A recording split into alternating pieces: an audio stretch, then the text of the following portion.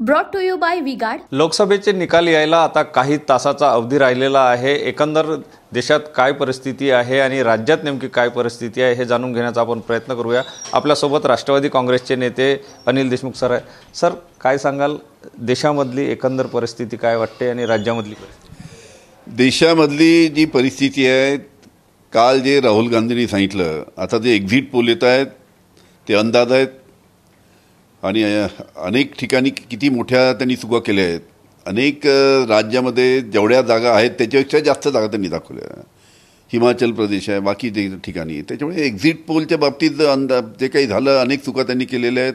शेवटी तो अंदाज आहे काही काही ठिकाणचा, त्याच्यामुळे त्याच्यावर विश्वास ठेवता येणार नाही। जी संपूर्ण भारतातली, जी संपूर्ण अनेक राज्यातली परिस्थिती आहे, त्यामुळे राहुल गांधींनी काल जे सांगितलं की 290च्या वरती आमच्या येणार, तशाच प्रकारची परिस्थिती संपूर्ण देशामध्ये दिसते। महाराष्ट्रामध्ये सांगायचं झालं तर महाराष्ट्रामध्ये मी अजूनही तुम्हाला सांगतो की उद्या जेव्हा निकाल जाहीर होईल त्याच्यानंतर महाविकास आघाडीला, काँग्रेस, राष्ट्रवादी, शिवसेनेला 35च्या वरती महाराष्ट्रामध्ये जागा आलेल्या आपल्याला दिसतील। फार मोठा झटका भारतीय जनता पार्टीला महाराष्ट्रामध्ये होणार आहे। उनका बैकअप सिर्फ कल तक और हमारा चांद तक। हमारा नेता कैसा हो जो नॉन स्टॉप बैकअप दे वैसा हो। अब की बार वी गॉट इन्वर्टर बैटरी का चमत्कार। सर, एकंदर जर एक्झिट पोलचा आपण महाराष्ट्राचा विचार केला आणि एक्झिट पोल जर बघितले तर महाविकास आघाडी पुढे दिसते आहे महाराष्ट्रामध्ये। महाविकास आघाडी पुढे एक्झिट पोल दाखवत आहे, थोडीशी दाखवत आहे। आम्ही फार पुढे आहेत, भारतीय जनता पार्टीच्या फार पुढे आम्ही आहे। त्याच्यामुळे आमचा अतिशय चांगला निकाल येणार आहे। उद्या जेव्हा निकाल येतील तेव्हा महाराष्ट्रामध्ये मोठ्या प्रमाणात आमच्या महाविकास आघाडीला यश तिथे आलेलं दिसेल। आणि मी परत सांगतो, 35च्या वरती जागा महाविकास आघाडीच्या महाराष्ट्रामध्ये येणार। सर, एकंदर जर विचार केला तर पक्षफुटीचं राजकारण महाराष्ट्रामध्ये झालं, शिवसेना असो किंवा मग राष्ट्रवादी असो।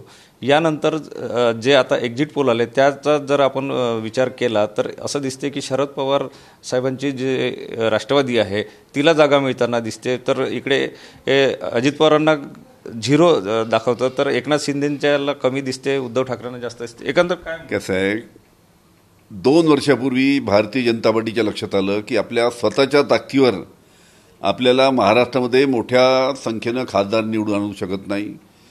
जेव्हा विधानसभेच्या निवडणुका होईल त्यावेळेस आपल्याला आमदार निवडून आणता येत नाही। हे जेव्हा भारतीय जनता पार्टीच्या 2 वर्षापूर्वी लक्षात आलं आणि त्याच्यामुळे त्यांनी मग फोडाफोडीचं राजकारण चालू केलं। भाइयों बहनों, उनके राज में पावर रहे अनस्टेबल और हम रखे सब स्मूथ और स्टेबल। हमारा नेता कैसा हो जो स्टेबल पावर दे वैसा हो। अब की बार वी गॉट एसी स्टेबलाइजर का चमत्कार।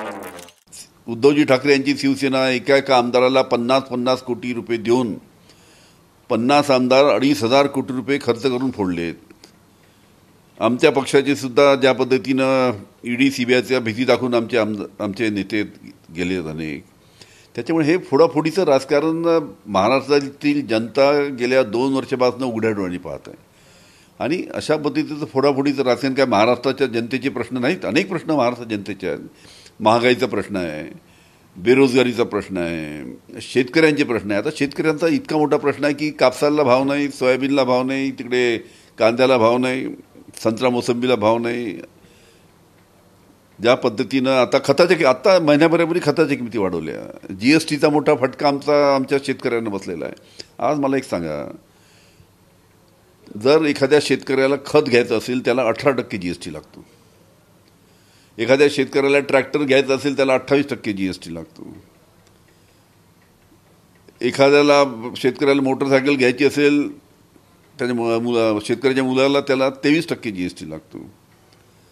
आणि तुम्ही जर उद्या हेलिकॉप्टर तुम्हाला घ्यायचं असेल तर हेलिकॉप्टर 5% जीएसटी आहे।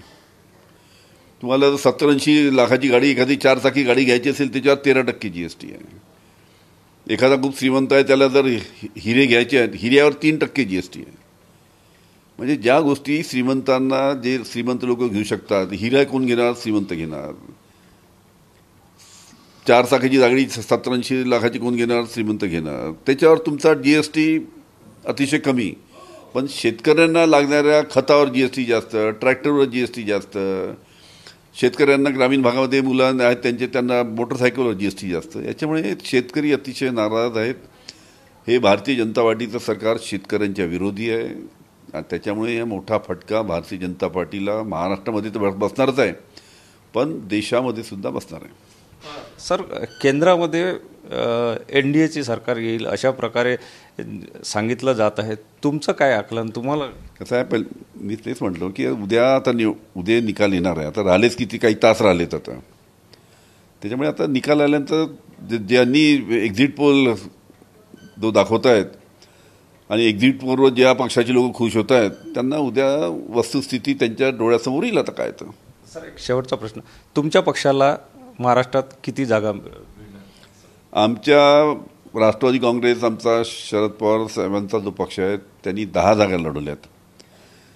आमचा असा अंदाज आहे कमीत कमी आमच्या एखाद्या ठिकाणी धोका झाला, 1-2 ठिकाणी धोका झाला तर काही सांगता येत नाही, पण आमच्या 8 किंवा 9 जागा आमच्या 100% निवडून येतील अशा प्रकारचं चित्र आहे. नक्कीच राष्ट्रवादी काँग्रेस शरद पवार गटाच्या 8 ते 10 जागा निवडून येतील अशा प्रकारचं चित्र असल्याचं अनिल देशमुख यांनी स्पष्ट केलं. Sunil Dhage, TV9 Marathi, Nagpur. Brought to you by V-Guard.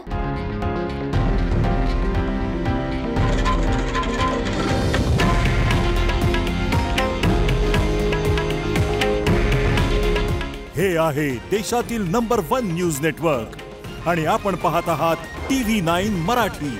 काळजी तुमची, हित महाराष्ट्राचं.